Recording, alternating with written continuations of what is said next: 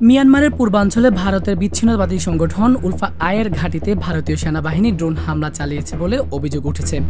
রোববার ভোররাতে শতাধিক ড্রোন ব্যবহার করে এই হামলা চালানো হয় দাবি করছে উলফা আই সংগঠনটি।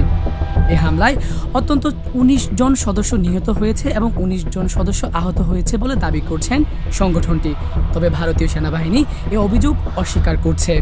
ভারতীয় গণমাধ্যম ইন্ডিয়া টুডে খবরে জানানো হয়েছে উলফা আইয়ের ৪টি ঘাঁটিতে লক্ষ্য করে ড্রোন হামলা চালানো হয়। মিয়ানমারের সীমান্তবর্তী অঞ্চলে থাকা এসব ঘাঁটিতে নির্মূলভাবে আঘাত হানা হয় বলে দাবি করছে তারা। সংগঠনটির পক্ষ থেকে এক বিবৃতিতে বলা হয়, সীমান্ত অতিক্রম করে ভারতীয় সেনাবাহিনী আমাদের পূর্বাঞ্চলীয় ঘাঁটিতে হামলা চালিয়েছে। এতে আমাদের বহু যোদ্ধা প্রাণ হারিয়েছে ও আহত হয়েছে।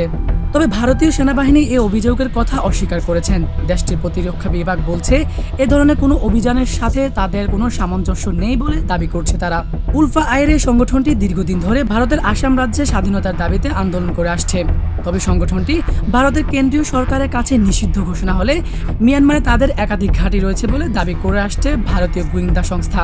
এই ঘটনায় ভারত মিয়ানমার সীমান্তে নতুন করে উত্তেজনা সৃষ্টি হতে পারে বলে আশঙ্কা করছেন বিশ্লেষকরা। Fahim Muntasir, desk report, Haven news.